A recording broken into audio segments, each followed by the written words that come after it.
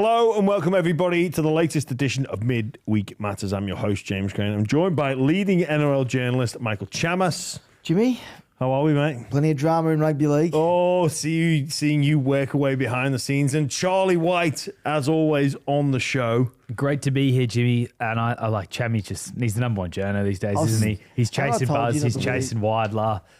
He's taking them down. He's trying to get them. Yeah. Bit by bit, step by step. Yeah. That's why he's here. Yeah. I can see a world in the future where like Michael Chammas and Michael Carianis used to obviously be best mates. I could see them. You still are? Okay, yeah. I can see besties. You guys. You could go from besties to enemies if maybe you both take over your respective. There's a rivalry show there. But David Riccio as well as a man who's, he's really killing it. He's a good operator, Riccio, yeah. So the next generation it's going to be a fiery contest. Just a humble kid from Maryland's doing his best. That's what we all say. Yeah. I'm just a humble kid from Liverpool doing my best. Charlie's just a humble kid from Paddington. Oh dear, that's great. With a diamond tattoo on his leg. Yes, should I show our listeners? Yeah, show that diamond tattoo. Oh, hang on, wait. See that? Yeah, that is gangster. How old were you when you got that? 16 years old. 16 Don't days get ago. tattoos, kids, when you're 16 because you regret them. Funny story. He put it on my leg and it was quite small, and I was like, probably go a bit bigger. And then he went a bit bigger, and I didn't want to. He was like, this guy was like a bikie with tats all up, and I didn't want to recorrect him again, so I just copped it, even though I didn't think it looked good, and it looks terrible. What you thought you wanted even bigger than that? I wanted it even smaller. So I went. It's kind of you can't really go back. No, you can't reduce the. Oh, sorry, mate. Can I just get that one bit? Yeah. So it is what it is. Worst tattoo. But it's been a great week for you, Charlie. I could. If anyone knows any good laser clinics, and we'll maybe do a contra deal with the buyer, and I'm very open to it. Haven't got the money to pay for it, but if anyone wants to help me get it for free, maybe we can make some content out of it. Maybe we could do some maybe I could. I'm starting to think I'm receding a little bit. Like get it. Like so. I've got some coconut oil if you like. There's some good coconut oil I'm using at the moment. I actually got some coconut shampoo the other day. Did you? It's good for you. Honestly, my coconuts now, they're so smooth. I don't wash my hair. Shampoo and conditioner. Lost on don't them. wash my hair. Absolutely lost on them. Yeah, I don't wash my hair. You don't need to wash your hair. If you wait a couple of weeks, you can stop washing and then you use the natural oils and stuff. Clean it with water. You don't need product. I can't believe you guys. That joke was lost on me. Say it again. I said I've got this new coconut shampoo. Like, my coconuts now so smooth. I did hear that. I didn't know what you're talking about. Yeah, good. Great joke. Great way to start. Good chat. Thanks, guys. Charlie, it's been a big week for you because the losing of your phone, you're now back on deck. Back on deck. Got WhatsApp, got my contacts back. It was hard. Didn't have WhatsApp, didn't have social media for about a week there. It was really frustrating. I think on an hourly basis, hey, can you send me this number? Hey, can you send me this number? And very trusting of you because it's been known amongst friendship groups for when somebody asks for a number, you change the name of the person and then send you the number. Have you done this to me? Have I been No.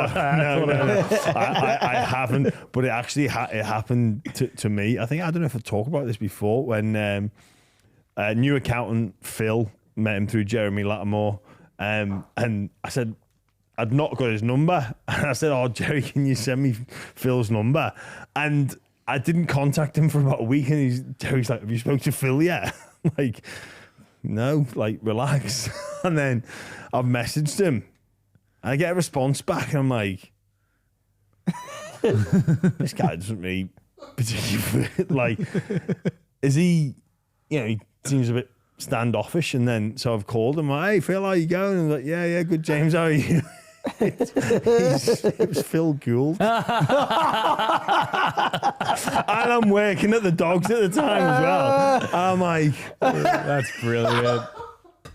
then like I'm trying to do this like mental gymnastics. I recognised his voice. I'm talking about. I've just gone. Gus, I'm really sorry. I've been stitched up here, mate. Like, I had to explain to him. Did he see the funny side of it? I can't really. I think I just said, Gus, I've been done, mate. I'll let you go. Because obviously you don't want to waste someone like that's time. Yeah. But then like What I'm was like the text message? Then I can't remember. But then I like messaged Jerry and I was like, mate, you were like, I'm coming for you. And he's like, what? And I'm like, mate, you know what you've done. And he's like, what have I done? He'd forgotten. I was like, mate, Phil. And he's like, I've got you. So Yeah, You- you did very well to avoid. Thank you, mate, for being a good friend. No, You did something similar with Reed. Did you change Reedy's Yeah, name? that was funny actually. That was Origin camp years ago. Woodsy and Clem were playing at the time. I got Reedy's phone while he was playing FIFA, and I changed my name in his phone to Aaron Woods. So he's thinking he's getting texts from Woodsy. And they're going back and forth all night. Then Woodsy starts asking him about his penis size and it's you. and it's me, but Reedy's replying with his assessment of his own package. What phone did he have?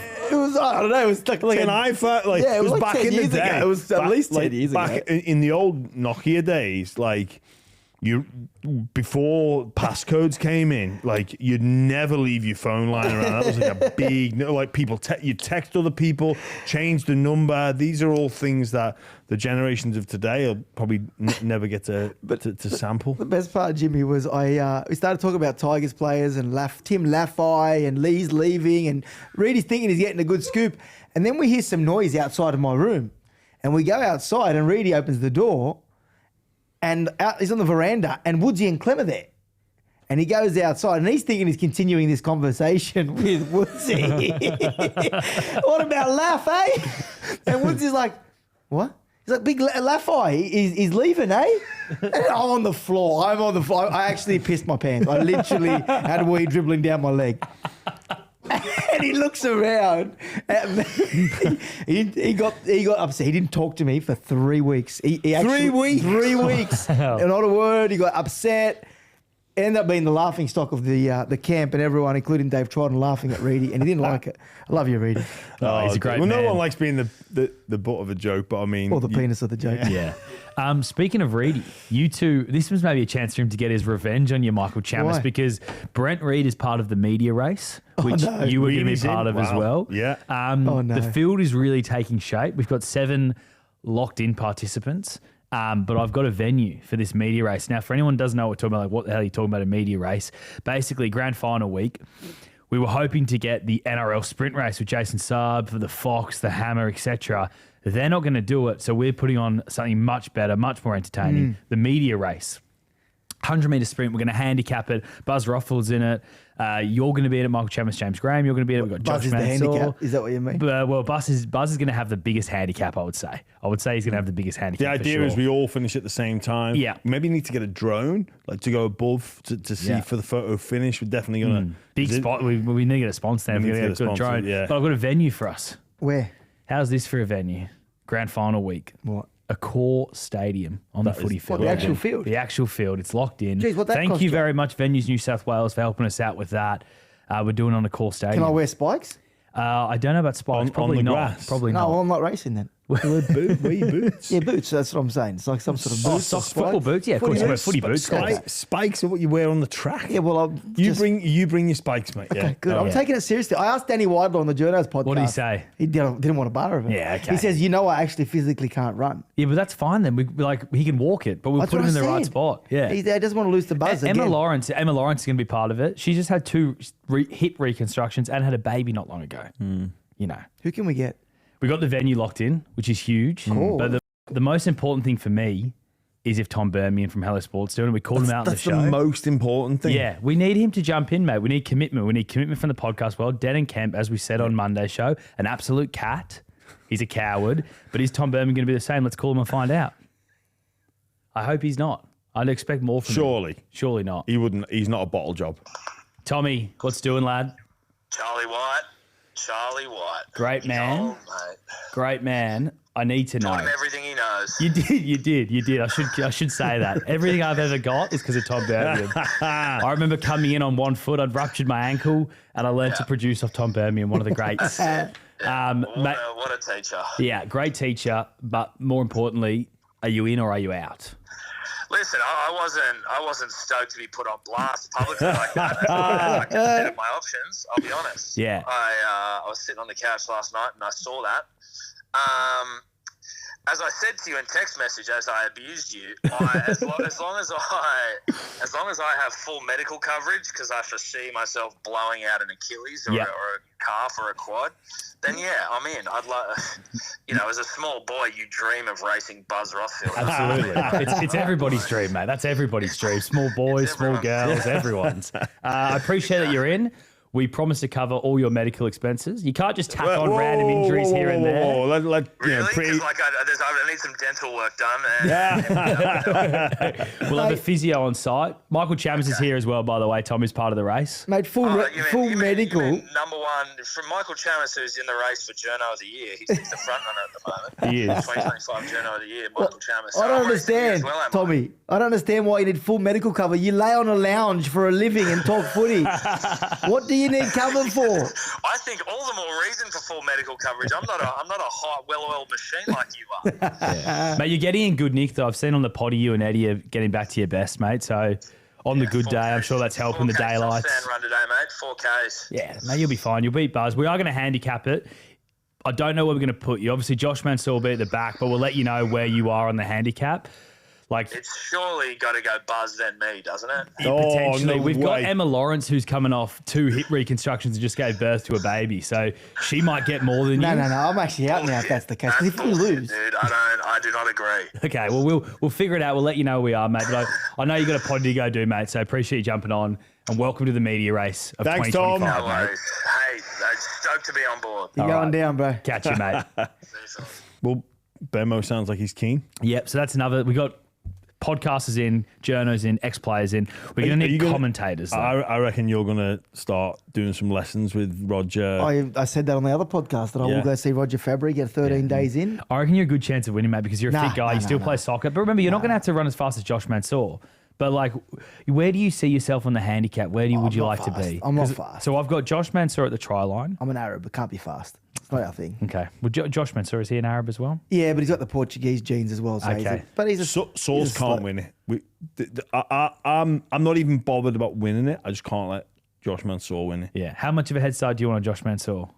I think if you think about like chase backs with front rowers and wingers, if I got the ball on the 20, right, and he was on the try line, would you expect me to score or him to try save? In your primes, I'd probably expect Josh to get you, but you're a runner. You did a marathon not long ago. Marathon's not going to help him in a 100-metre sprint. Yeah. But we see Denning Kemp was going to be a part of it, but he unfortunately bottled it, as I just said before. But you, my friend Jimmy, you said you would beat him. So if you think you can beat him, you don't get 50 metres on Sauce. Jimmy, are you fast? Not really, no. I was going to say, I watched your career. Yeah. Well, it depends on how you look at it. I'm fast over like a K. Yeah. But we're only running 100 metres. 100 metres, yeah. So even now, think about me 20 on the 20-metre line. From a standing start, me and Sauce, he should tackle me way before the try line. Yeah, no, that's fair. Well, we'll brainstorm. I'll aim 30. You want 20 30? and 30. Okay, you only need 10 metres on him? Well, I'm on the 20. Yeah. Because we've just said that's right. So then my handicap, I should be on the 30. Sauce should be on the try line. Right. Well, we'll keep brainstorming this. We'll work it out. We'll get a so fair where's Buzz? handicap. 3 metres out. Nah, Buzz, I was thinking 20 metres out. 20 metres out? Yeah. Nah, there's no way. There's no way anyone will catch him. You reckon no one can catch him? Mate, if he doesn't do 20 metres in... Okay, well, 10 what I'm going to do is seconds. I'm going to go to the park and I'm going to walk 20 metres, see how fast it is, and then work out. Because I don't think Buzz is going to run. I think Buzz is going to be a steady walk. Mate. Buzz asked if he could take a Zimmer frame onto the field as well, but I don't think we're going to allow that. Message of the week, got a good one here. It was actually from the Spotify comments. If you want to have a question answered at any point by the boys, just message in anytime. You can email us the Bioram, message us on Instagram at the Bioram. But this one's from Robert on Spotify. He says, hi team, I feel there is an unfairness about the suspension system during finals. For example, if a player gets suspended from a team that has earned a week off, it is harsher than if a player from a losing team committed the same offence, i.e. Nelson 3-match, no grand final. Losing team player 3 weeks can play the grand final if his team gets there. Pat Carrigan, same scenario. What are your thoughts? Good point. It is a great point because obviously it's games missed, not weeks missed. And I don't think the NRL could ever do that because if you got suspended for something in the finals and it was weeks, obviously you'd intend for it to carry over. But it is interesting that the penalty is disproportionate because you're punished for winning, basically. Yeah, or but I guess the argument would be just don't get suspended. But I guess the argument then is, for example, how do you not punish Patrick Carrigan this week? He's got a 1 week ban, and he hasn't served anything before. So what's the alternative in that situation? I can understand the Nelson one. If it happens in season, maybe it's that. If it happens in season and your team makes a prelim, that game's counted. Yeah, that's not a bad shout. Or we overhaul the match review committee or the grading in finals, and we just postpone it to next year. I hate seeing players banned for stuff in the finals. Because not a game isn't a game. Yeah. You know, for you to get 2 games or 1 game, it's not the same. Like, it's way more devastating to miss a finals game than it is to miss, a round 7 fixture, for example. Or you can make the same case in point for Origin, but the fact that that's in the season probably adds a level of complexity there. But I think, it's clear that if Carrigan or Nelson had those same acts, they would be given the same amount of punishment in the season, and it's not the same. So I think there is something for the NRL to explore there. Just before we get into the news, we got a really special announcement, all thanks to Covermore Travel Insurance. How good's this? This is unbelievable. So we're giving away a trip to Las Vegas for the, obviously, NRL round in Las Vegas, which is going to be incredible. Trip for 2, for you and a mate. So basically, you want to go on your own. I mean, you could go Vegas on your own. You could, but you wouldn't want to. No, so everything's better shared. All experience in life is better shared. Or just bring another random stranger and just... exactly. If you haven't got a friend, I'll come with you. Yeah. I'm there. You get 2 return flights, so on an exclusive charter, 5 nights accommodation in Las Vegas, tickets to all 3 games for the Rugby League Las Vegas at Allegiant Stadium.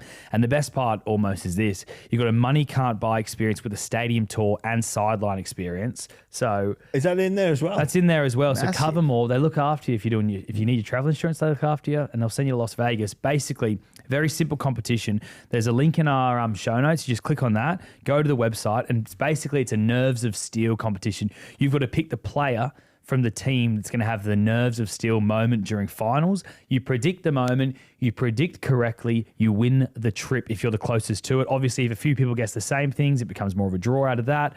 But good luck and get guessing. That's class. I need some insurance for the Ashes coming up. Good idea. Covermore. They'll look after you, Chammy. All right, but boys, news. First of all, Knights have a coach, finally. Justin Holbrook, Chammy. Yeah, good appointment. I think the fact that he's the experienced one of the candidates there is what played in his favour. Dean Young, Blake Green, rookie coaches. The fact that he coached at the Titans, they think it's too big of a job for a rookie coach. So he'll start there. I think he'll go up on Friday, Thursday or Friday, to start up at the Newcastle Knights. I think the first thing he needs to do, though, is sit down with Kalen Ponga and say, what's the go? Do you want to be here? Do you want to leave? If you do, well, he's got to work out whether they look at that, because I know that the club's shut it down for now with meeting with Kalen, but it's real, boys. It's real that he wants out, has been looking to get out. Does he go? I don't know. But I think Justin, the first thing he needs to do is sit down with Kalen and say, what are we doing? Do you not think he's asked that question already? Like, if you're applying for the job, you're being interviewed, but part of that interview process is you should be proactive in your questions. You should get the lay of the land. I'm sure he's asking the club, Jimmy, but I don't think the club have an indication from Kalen as to what he really feels. I think that Kalen said what he had to when he met with him, when we put the story out that he'd engaged with a rugby agent. They shut the story down for then, but I don't think it's dead. But with Peter Parr going into that room, and he, said that what was said in that room would remain private. I don't think that's a good thing to happen. But if I'm Holbrook, I'm saying, mate, tell me what happened in that room. I need to know word for word. Oh, he's probably asked Parry. Yeah, I'm sure he has Parry asked the club. will have relayed that. But he needs to sit down with Kalen. I think that's his first. If Kalen's around, I know where he is. He's on holidays or whatnot. But they've got to. I think when you say sit down and talk, I think he needs to go off that conversation with Parry, and then maybe just say, we're just going to figure out now, because he's so integral to Newcastle's plans. And what Coach Holbrook doesn't need is a year of speculation. Yeah. Constantly being asked around the future of Kalen Ponga. Constantly, Kalen Ponga being linked with other clubs, other codes, other breakaway competitions. Like he doesn't need that. In terms of Holbrook signing, look, I think you're correct. They probably needed someone with a bit of experience. He's also got that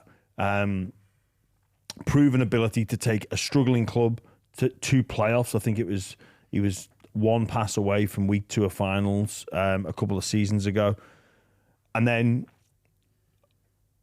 basically his stocks have risen since leaving the Titans. I think people viewed that as that tenure is like, oh, there was some good parts, probably didn't end particularly well. But now the fact that Coach Hasler goes in there, couldn't get them firing, all of a sudden you get people look at Holbrook and go, wow, he was doing a fantastic job, wasn't he? Yeah, that's a good point. I didn't think of that, to be honest, the fact that the Titans have struggled after he's left. I think... That I mean, as a coach, you're not death riding your old team, but if they go poorly, you come out of it looking better. Yeah, no, it's a good point. It's definitely a good point. I think. Sorry, just there's a few. I think that the Ponga is the big issue, but Dylan Brown as well. Like there is no flexibility there. 10 years, I think he would have spoken with the decision makers around his plans for him. I think that there's an argument you go and meet with Dylan Brown before you meet Kalen Ponga. Yeah, well, I'm sure because there's the certainty. Like what we're certain of is Dylan Brown is going to be the leading halfback for that football club. There's a lot of conjecture around Kalen. I think you go to Dylan Brown first and get in play what your style, what you're looking from him, what he needs to do in this next, 2-3 months before he returns to the football club, what he's looking for from him, because that is a certain thing, a certain issue to fix, right? There was talk of he'd been offered to go there early. He didn't want to move up to Newcastle, prior to June 30. Well, you need to address that. You've got to get entrenched in the area. We've got to get you up there now. We've got to get you ingrained in the culture of the club, the culture of the community. Let's hit the ground running because Dylan, the pressure's coming to you, mate. Like I'm gonna help you, but we know the pressure's coming to you. The Kalen Ponga issue is gonna bubble away, but there's not pressure on Ponga to perform. There's pressure on Brown to perform. I think you hit that issue first. You get that move fast track. You get all these ideas, these thoughts, so Dylan Brown can sit with it, and then you go to Kalen Ponga, because I don't know if Holbrook coming there is going to change anything for Kalen Ponga. No, just on Dylan, you mentioned the fact that he didn't go up there before June 30. I actually don't blame him. Like people will think, it's a reflection of his lack of desire to go there. I don't blame him. Imagine going up there without a preseason, the way they were playing. He's got his partner. She's got a child. Like there's so much more to this than just going up and playing football. If he failed, look at Lockie Galvin right now. The amount of pressure he's on because he hasn't been able to go there and have an immediate impact at the Bulldogs. Yeah.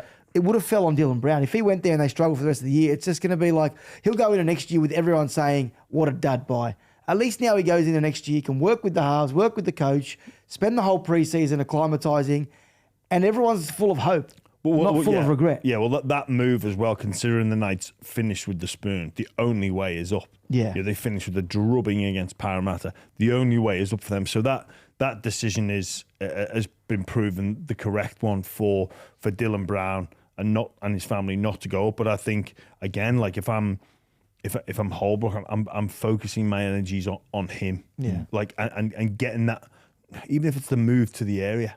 Like you don't want that to be rushed. Like he's a $10 million player that the club are going to invest in him heavily. He needs to show commitment and those lines of communication. He'll be the one that he'll be speaking to the most. Yeah. And then with Kalen Ponga, I think personally, I think the writing's on the wall, and it comes from the comments from Pete Parr with that meeting. Because if it's positive, why would anyone want to withhold that information? Private, yeah. And I think Ponga's told some of his teammates that he's going as well earlier in the year. And then after you broke the story, everyone's hosed it down. But I'm pretty sure he told some of his teammates that he was going to be going. The thing with Justin Holbrook is you could go to Ponga and be like, hey, mate, do you want to stay? If not, if you can't commit to staying now, we're going to let you go. Because at the end of the day, he's an unbelievable player, but he's played 20 games once in 6 years. Like, Yeah. that's to be giving away $1.5 million to a guy playing 19, 18 games every year. You just can't survive on that. On Dylan Brown. Sorry, Yeah. just on Ponga, it's going to be an interesting way to play Holbrook, because do you go, I need an answer now? Or do you, because that answer now might be, look, they've just finished with the spoon. It might be no. Yeah. But, or if you're Holbrook, do you go, I'm going to convince him that I can deliver a premiership here? Yeah. Like, I think that's what it's going to come. He's got an interesting situation. I almost said it myself about the hard nosed. I need to know now, are you in or are you out? And some coaches apply that methodology. But I think with Holbrook, he's got to play that game a little bit and see if he can just quite convince that Kalen Ponga the right track is staying where you are. Yeah. And not putting it that full, like, you know, full all-in play on him. Yeah, exactly. There's no doubt Dylan Brown's an upgrade over the halves they had last year. It's just whether or not he's worth $1.3 million. But another story, close to home here, actually, a bit at the buy end, obviously, with Brandon Smith and Victor Radley. But Chammy, you broke this story with the Radley and Brandon Smith text message exchange, and now there's reports potentially coming out that he might even be sacked by the Roosters. What is going on? Yeah, the Roosters are looking at their options at the moment. I think I would lean on the side of the fact that the Roosters are going to move to part ways with Victor Radley. Are they allowed to do that? Well, that's why I'm using the term part ways, Jimmy, because I don't know how it plays out. Do they sack him? Like, let's think about this, right? There's nothing proved. These are the police police evidence from text message that they allege happened. You will not prove that he actually took anything. You cannot prove that he actually got anything, even though there are messages before and after that seem as though it happened. So if they sack him, does Victor Radley have the opportunity to sue the Roosters for wrongful dismissal? And if he does do that, the other thing which I don't think Radley will want to do, if it goes to court, I'm pretty sure all his teammates will have to be on the stand. The ones who were on the trip. They'll be questioned about what they knew. Are we talking about if a trial for unfair dismissal? Yeah. Yeah. Like, you'd imagine that would be the case. You'd have to speak to the people who were around him. I don't think Victor would want that to happen, and I don't think the Roosters would want that to happen. By sacking him, the only benefit for the Roosters is his money, his $650,000, $700,000 for the next 2 years, would be off the cap. But they take with it the element of risk, the legal risk. So, sorry, if they part way, they're exploring what it looks like. Do they? Can they sack him? Can they?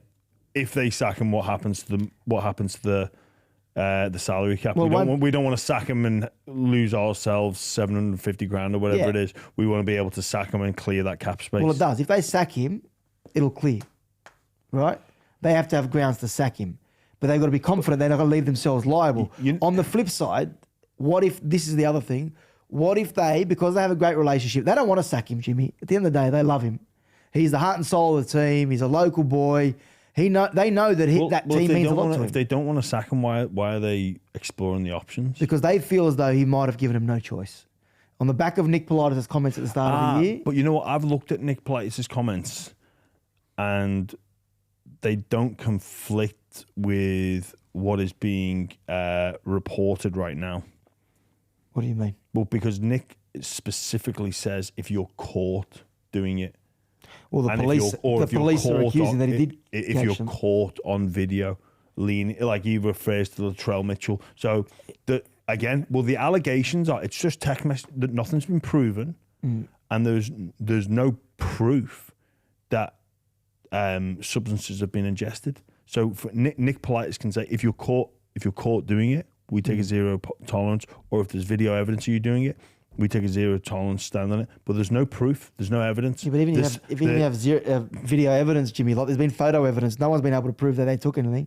But what are Nick's comments? Have you got them available to you there? He said, let's have a look. I've got them here. Because I read them and I was like, oh, hang on. I haven't got the whole all of his comments, but we ran some yesterday in the Sydney Morning Herald. He said that there's zero tolerance towards drugs. My view is if somebody's caught doing cocaine or leaning over snorting something, we're going to get rid of them. Our stance is zero tolerance, very strong on it. Trent Robinson is very strong on it. We haven't had to do that yet, move a player on, but we want to send a message to kids and to mums and dads that our club has that sort of stance towards this sort of thing. Yeah, but again, people could say you're going through loopholes here, but if you actually go what he says, people are caught. Victor Radley is not in that camp. I mean, you can imply it. Yeah. And it's all alleged. He'll still be left with egg on his face, Jimmy. He'll still be left with egg on his face. If he does it, the clubs, they'll all be calling him hypocrite. A hypocrite for doing what he did. But also, in terms of the Players Association, the NRL's current illicit drug policy, all Victor could be moved on or parted ways from is bringing the club into disrepute. That's right. Not the illicit. That's right. That's what it was. And again, that's where it could become a very messy court battle. I mean, we've already got things happening with Lloyd Perrott from the Manly side of things, with Jackson Tapine from the Bulldogs and their exit. I don't think this is something that the Roosters want to deal with, and it's certainly not something the NRL would like to be seen, not just played out in the public court, but in the court of public opinion. It's playoffs time. We've had the most fantastic week of football. I think if Volandi's Abdo, they'd be on to Politis. They'd be looking to get this shut down as immediately as possible. Look, I mean, this is not victim blaming or trying to sugarcoat it or whatever it is, but we don't need this being the lead in to the prelims, the lead into the grand final. So I think those particular power brokers, as difficult as it is, need to be very, very careful about what is being reported in the next couple of weeks. And that's not to say this just sweep it under the carpet. Well, court case is Thursday. It's on Thursday, the court case. So they're going to have potentially no time. Yeah, it's going to happen. It's on their doorstep. And if you look at the way that I think it'll play out, and we've seen with previously, I think David Nofaluma with the West Tigers, they wanted to sack him, but instead of sacking him, they went to him and said, listen, mate, we could go down the path of sacking you. Here's the breaches that you've got. Or you could just agree to it. Let's get it to an agreement on a settlement and you part ways. That way the settlement goes in the cap. And that might be what they do with Victor Radley. Say, Victor, we love you. In this situation, we don't think we can come back from this. Your time at the club needs to come to an end. We love you. Go out and have a look around. Let's come to an agreement on a figure and you go do you. And they reach a settlement and then it goes in the cap. Otherwise, he can take the risk and they sack him and he gets nothing. I think Victor Radley will get a contract somewhere. Yeah. He may, on top of that, just because they sack him, the NRL may impose a 6, 7, 8 game suspension. I don't know. But I don't know if they could do that. Well, because they're as you said, bringing the game into disrepute. For example, the NRL might not think it's a punishment. And this is what the Roosters will argue. If we're going to sack him because we are deemed to be, and these are all allegations, let me clear that. But if the Roosters are deemed to do the right thing by sacking him, how is it fair that he rocks up in a Bulldogs jersey in round 1, or he rocks up in a Parramatta jersey in round 1, or a Tigers jersey in round 1? They've got rid of a player they don't want to get rid of, and he's walked straight into a starting team. But the NRL aren't the ones sacking him. It's the Roosters choosing to sack him. So why shouldn't another club be able to pick him up? Well, this is where the Raiders argued for years. We are paying the price for getting rid of these guys, and they're just walking into other teams, and that's not fair. But the Roosters don't have to sack him. He's done nothing wrong in terms of. No one has to sack anyone, Charlie. No one has to sack anyone ever. The NRL has a drug policy for a reason, though. Like, shouldn't that be? Well, this goes back to the point that I made at the start. Let's not have any policies at all. Let's not have any policies. Let's not have any policies for anything. But if it wasn't for Nick's comments, this wouldn't be the thing. Exactly. So it's an ego thing for Nick. It's not an ego thing. He's made the comments. He is a powerful man. He's got 15 and 16-year-old kids going into the club's academy. He's got parents that the club have got parents that they are trusting with their kid. They're saying to the Roosters, we trust you with our son. Look after them and do the right thing. It's hard for them to then turn around and say, we're going to turn a blind eye to these allegations, Charlie. No, it's not turning a blind eye. I'll tell you, if you got 15-year-old kids, get ready for your kid to be exposed to cocaine, probably in Bondi. Get ready because it's everywhere. Drugs are everywhere. I'm just telling you the fact side. that they It's true, drugs are everywhere. If you as a parent can't handle the fact that your kid's going to go through and see some things that maybe they shouldn't see. Like if you're a rugby league player and you're going out in Bondi, you're going to see these things. That's just the reality. Drugs are everywhere, everywhere. And it's a very common thing for a person of Victor Radley's age to take part in using drugs. And there's no evidence that he's taken these Allegedly, drugs. yeah. There's no evidence at all. So how they can sack him on that is crazy. He's not tested positive for drugs. He's not been caught with drugs. He's not been filmed taking drugs. There's no actual evidence to say he took these drugs. If they sack him over that, it's Mate, it's an police evidence. absolute It's joke. police evidence It's in text messages. Exactly, yeah. The text message, Charlie, we'll go into But hang it. on, Victor Radley isn't in court. No, Yeah. he's not. So But there's still the police saying he's not. it's in the public mate, domain. It screams of Victor 10 Radley's minutes on. off. It screams of Victor Radley's on big coin, and we can free up some salary. No. That's what it this is. screams of. No, they don't want to get rid of him, Charlie. Well, then don't. They don't want to Well, get then like, don't, because you don't have to. The NRL's not going to make you. The they NRL might. might not suspend him. The NRL's not going to make you get rid of him, But because their they've drugs created- policy is a very obvious They've three-strike created a policy. situation now, Charlie, where they feel as though they may be left with no choice. This is you're talking about the evidence. Let's get into it. Radley to the dealer. The text message from Radley's phone to the dealer. 10 minutes off. Then the dealer sends Radley a GPS position on Nicklin Way in the Sunshine Coast. Radley replies, "Happy days. Am I going to jump in with you?" The dealer says, "Yep." Radley replies from Radley's phone, "Mad. Cheers, bro." Dealer says, "Hilux jacked grey." Radley, "Hectic cheers. 1 minute off, lad. Just coming through the lights." Right? At 4:43, about an hour after the alleged collection of the cocaine, the dealer who organised the deal, the one that Brandon Smith allegedly passed on the number to Radley, messages Radley and says, sorry, bro. Bro, sorry about all that massive mission. We are all coming down for the round 27 Roosters v Rabbits." Radley replies, "All good, bro.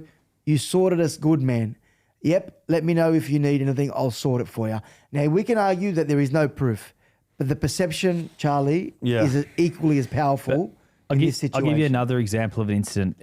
Cameron Munster, Brandon Smith, and whoever else was in the room, Chris Lewis, I think, filmed actually taking drugs. The Storm did not sack him, any of them. And look at Cam But then Munster Chairman now. didn't come He's out now, and say what Nick said this year. Yeah, so what, Nick? Oh, Nick, you look like a bit of a fool. Who cares? Well, no, I reckon You can't make- you go down the path of redemption, don't you? Like, yeah. it's always funny for me when things like this happen, because the NRL has a drugs policy. So if the illicit drugs policy is first strike the CEO and the doctor, and it's a rehabilitation. Second strike 12 games, possible suspension.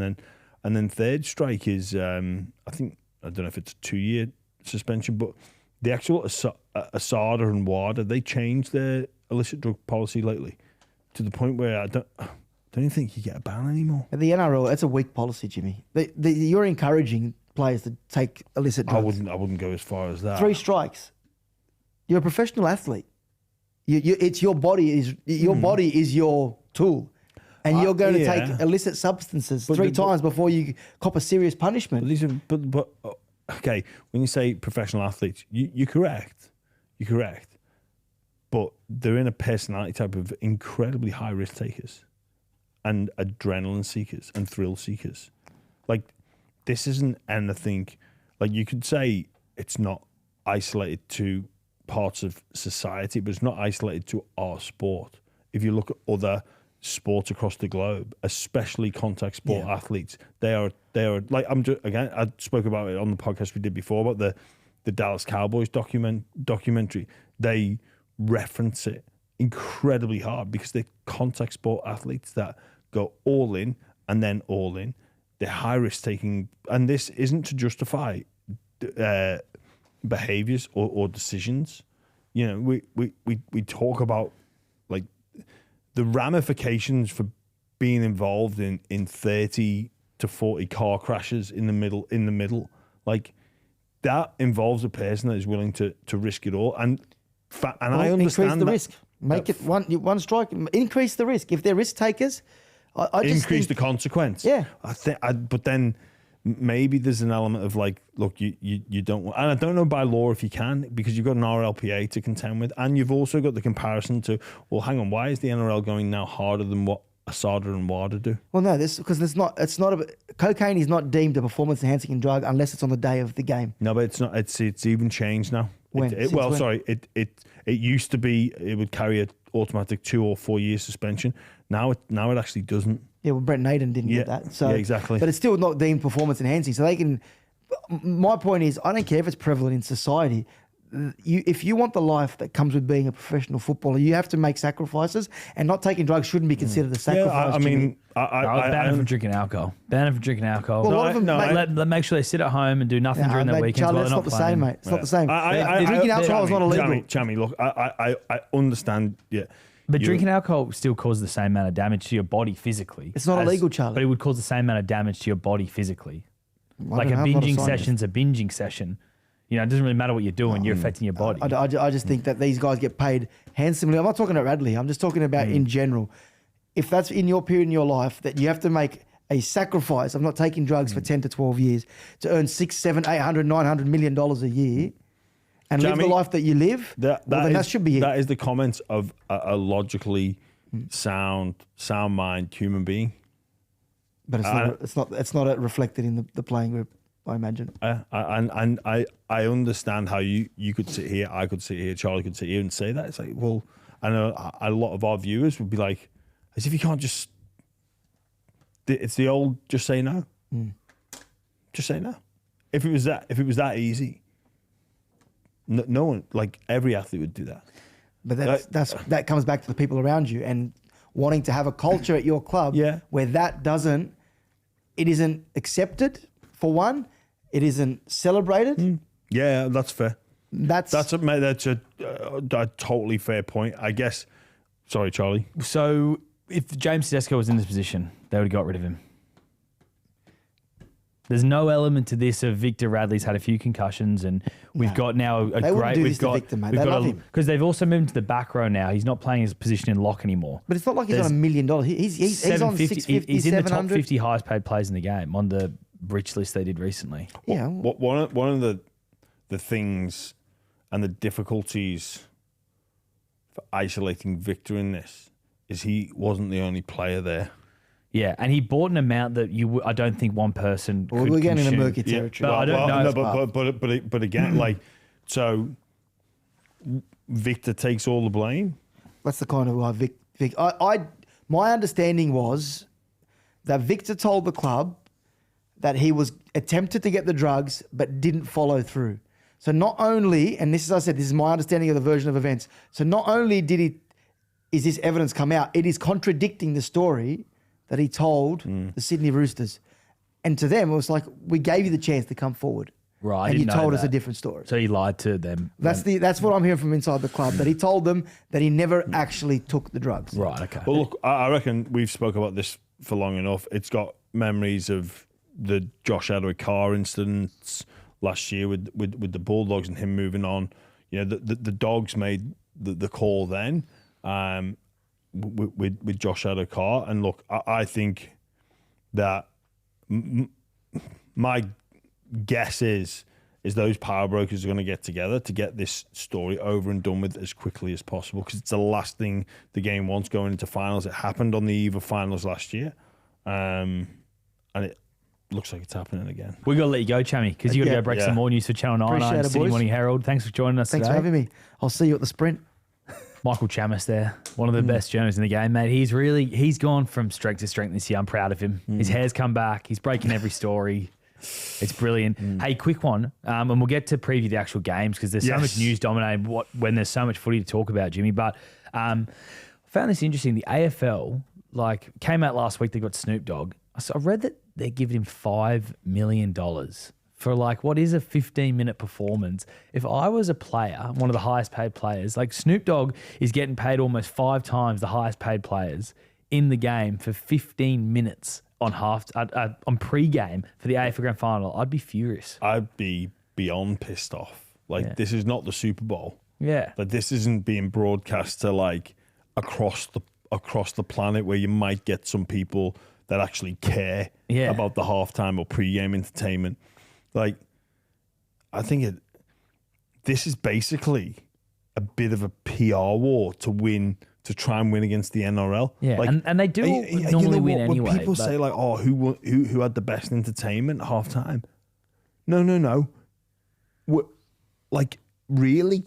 I remember when I played in grand finals or what. It's why would I care? Yeah. As a player, you're focused. you're focusing on the game, but like, is there any fans that go there that would care? Even if there's halftime entertainment, like go and talk to your mates about the game, talk with your fans about what's happening, go and get some refreshments, take a leak. Like it's just, it's the Americanization of sport. Yeah. And not in a good way. It's a cool day, the AFL Grand Final. I'll give them. I was lucky enough to go to it last year and like do all the pre-game stuff. And I mean, I might be in Melbourne again this year. So if anyone has ticket hookups for the AFL Grand Final, let me know. But what I would say is $5 million for a pre-game thing. Like, gun to your head, could you name the last 5 NRL pre-game shows?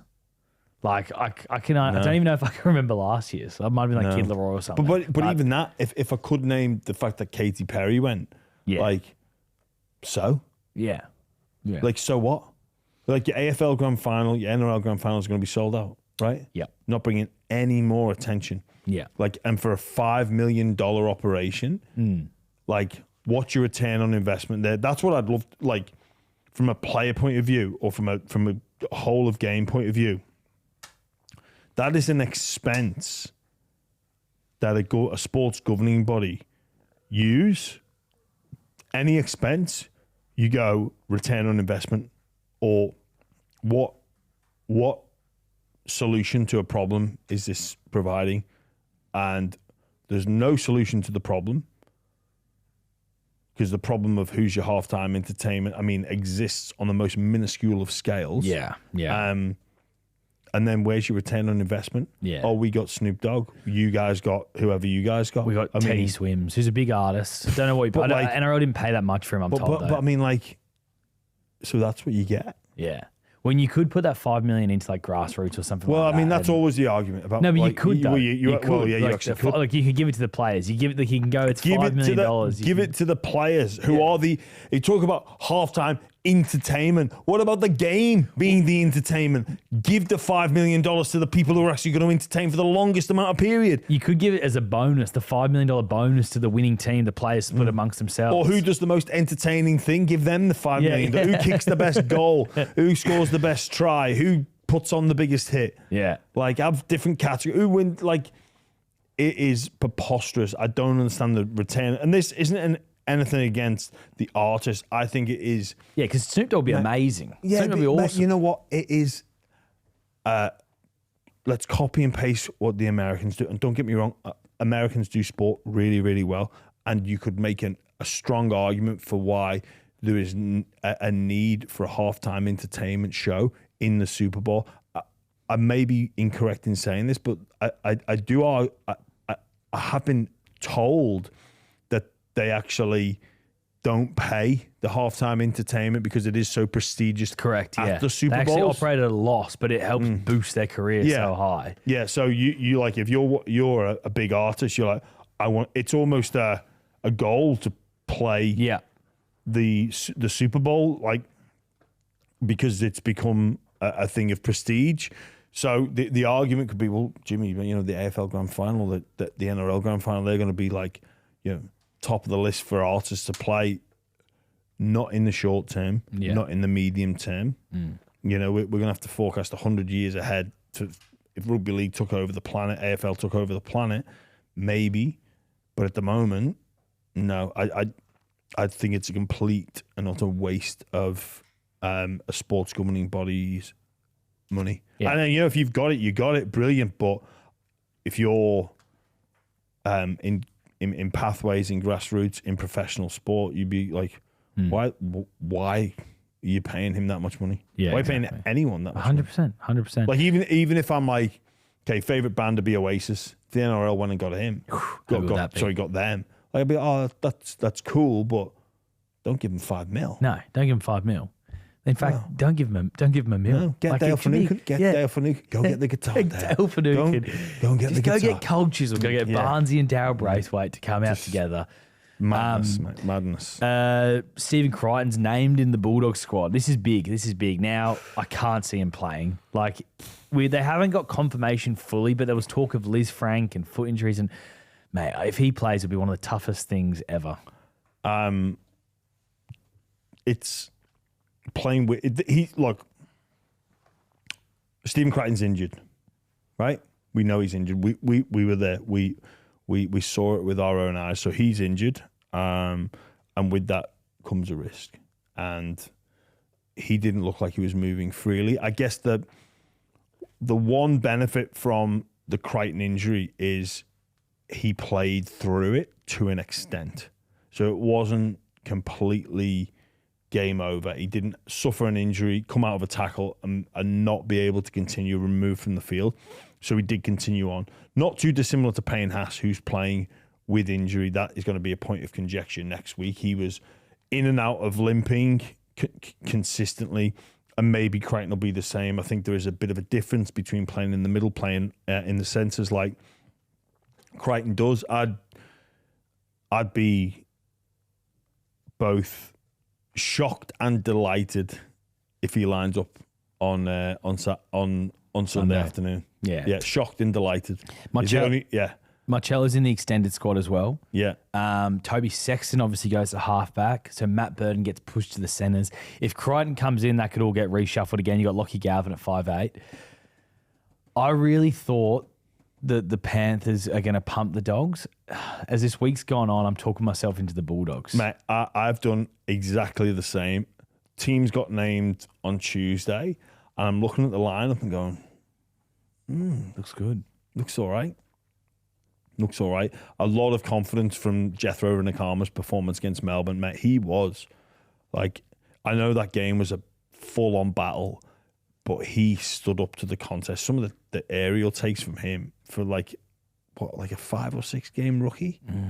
It's insane, mate. He's a player. Yeah, And you know what happened? The first time he touched the ball, he nearly dropped it, but he hung on to it. That was a huge moment because if he drops it, I reckon it could have been a very different night for him. But he hangs on to it, and he played really well. He attacked every bomb that came his way, and he jumped into the ball, and then so he had momentum, and he kept on pushing through the line. He was fantastic. I think the more I look at the lineups, I'm starting to build that internal belief.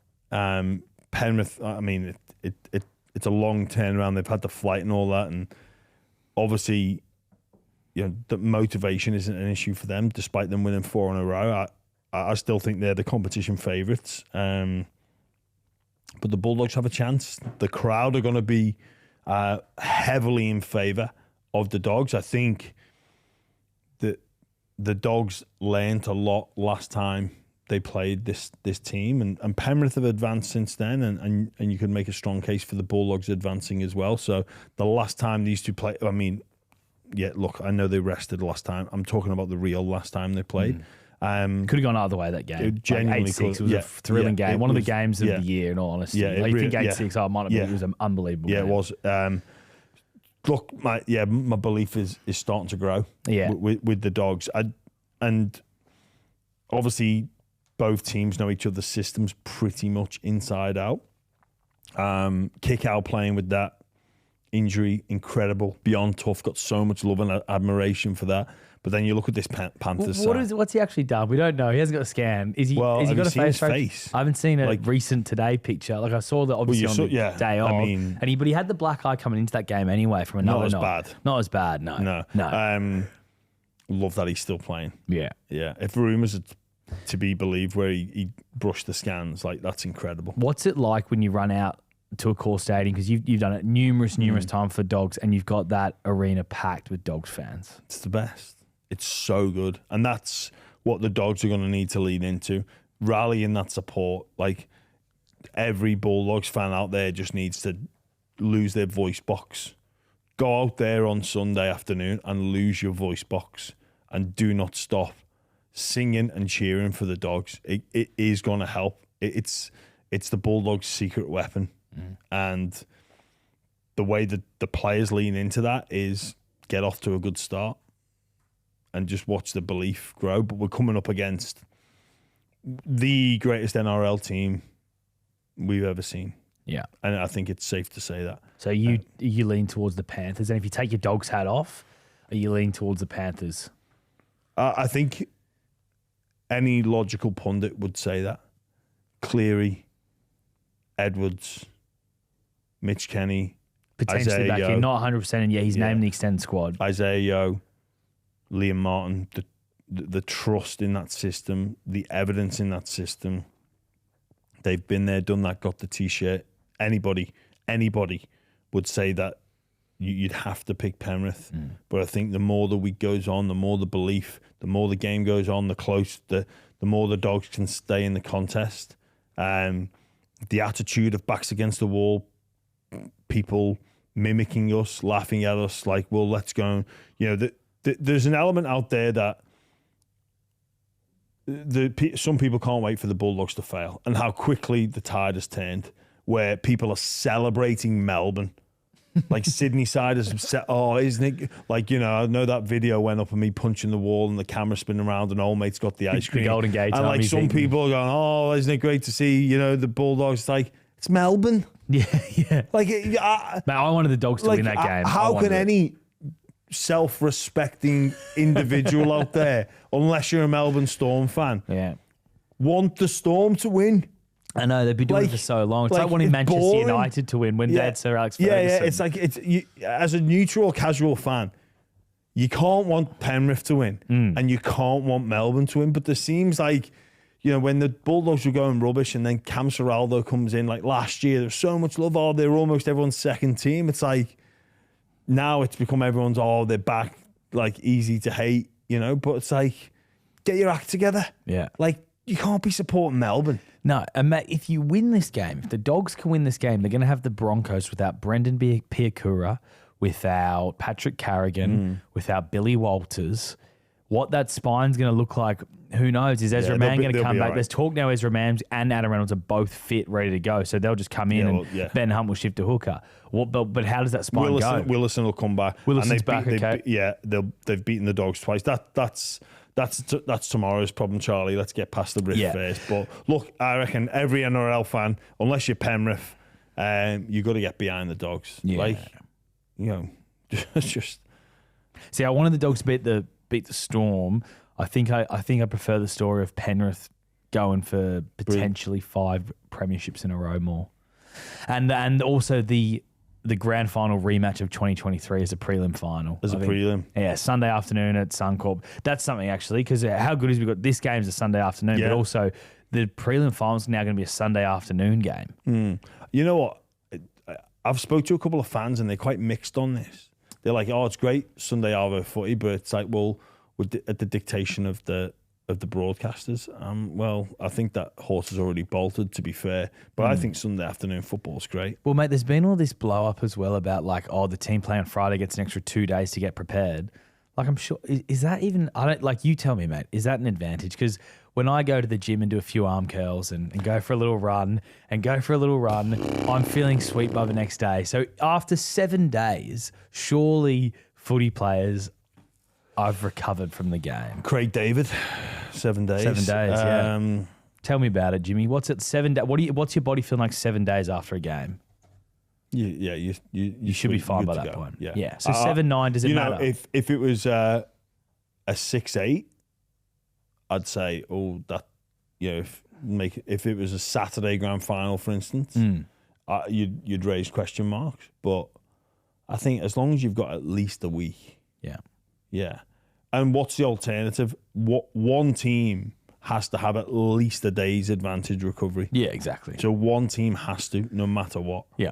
It's just the way it is. And we've seen with the Raiders that they're going to have a 6-day turn this week against a Sharks on a 7-day turn. It just we're people talk about days. Really, we should be talking about hours. It's hours, right? And is it going to be obviously with the HIA stand down 11 days, like that's not going to come into play. One team's not going to be affected or advantaged from that. Like if a HIA is, hopefully it doesn't, but if someone fails a HIA or it's a Cat 1 on the Friday or the Sunday, neither of those individuals will play the following week. So there's nothing there.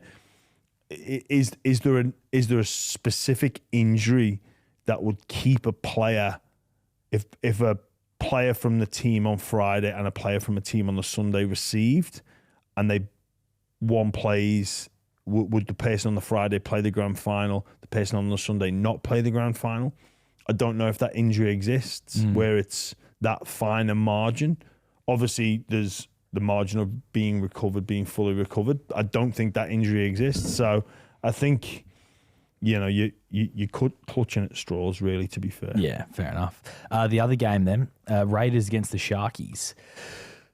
We spoke about this. We spoke about the Raiders a lot on Monday's show. Raiders fans felt that we were a bit... Broncos fans felt that we were a bit biased towards the Raiders, saying that they were the better team. They were. I agree with you, mate. I thought they were the better team. They were the better team for about 65 minutes. I agree with you. 93 minutes, the mental scars. Can they win this game? Yes, they can, if they can delete that game from their memory. I think they can get over the physical fatigue. The fact that it is a 6-day turn. I think and I'd ask this of the fans at home listening or watching the show, if you delete that game from your memory and the Raiders are playing the Sharks in a playoff game, who wins? Raiders. Yeah. But you can't delete that from your memory. And that's what brings the Raiders down closer to the Sharks. Right. Yeah. The Raiders... Sorry, Charlie, and how at different points in the game that memory may just come back up. And it could work positively if they're in a position like they were against the Broncos. I can't envisage that happening again. Although, we've seen it where teams do, but I couldn't see that happen. That not in the same lapse of concentration that I felt the Raiders had. Could it be a good lesson, though, and just a good learning, and the Raiders taking their stride? Because they've won close games this year. They've obviously the Miracle at Mudgee's one that stands out. This Magic team, round. Canberra Raiders, I think the Cronulla Sharks, from memory, they got a last-minute win with a try in the corner. That's just off the top of my head. No, That's it right. was. Yeah, it was. So they've won close games before. So I was doing that game with Wade Graham. He was heartbroken. That's right. So maybe this is a lesson. It's just a lesson. Yeah. And they can take it. That's how you try and view it. Because also the physical side of it, because they're so well rested coming in. Remember they had the 3 buys in the back half of the year. Yeah. Everyone was rested in round 27. The amount of physical exertion, their bodies would be in good nick. Physically, it's fine. It's just emotionally, they cheered for the win, or they celebrated the win, and then they celebrated the win again. That's the hardest thing to overcome. And the fact that the field goal, look, it was brilliant from Hunt, but that's his second of a career on 39 meters out. Yeah. Skimmed in off the post as well. They had their chances to win at the Raiders. They really did. Yeah. That's why I say they were the better team. But I think, when I look at this game, if it was as simple as Raiders play your best, Sharks play your best, I think the Raiders win. Sharks' best is still pretty good, and it'll push the Raiders close. I think this one will be closer than what a lot of people think. I actually think the Sharks have actually hit a bit of form, and it's interesting to hear the comments around Hines. I think they're really drilling into that, no one respects us. No one respects us. And let's go and, we don't even want to earn it. We're just going to show everyone what we're made of. Yeah. Fitzgibbon, I reckon, has driven that narrative internally. Because Yeah. they're all saying it. Militalo was really passionate in his press conference. I think Toby Rudolph came out Monday and said some stuff about it. Nico Hines then came out and said it. They've got that chip on their shoulder. Yeah. And that drives you. And maybe rightfully so. Yeah. Well, I think, when we sat down and spoke about the finals, and we said there's 5 teams that can win it. Didn't mention the Sharks. Yep. You've got the Raiders in a close one. Yeah, Raiders and I can see this one being won in the last 5. Yeah. I think both games will be won in the last 5 or 10. It was interesting that was the narrative of the better games. So apart from the Warriors and Penrith game, all the games came down to the wire, and we're on in the balance. Yeah. Sharks will feel confident knowing they got that victory over the Roosters. That poor decision went against them. They overcame that, and then they went through the middle. But I can see this being a really tight, low-scoring affair. Yeah, looking forward to Saturday night. That into Everton or Liverpool v Everton. What time's that kicking off? 9:30. So I'm going to Canberra for that game. So I'll be driving there down Saturday. Maybe we'll get off air 10:30, catch second half at a pub maybe or something. Nice. Yeah. Charlie, as always, an absolute pleasure. And listeners, please like, subscribe, and all that jazz if you can. It does help support the show. We will catch you next week.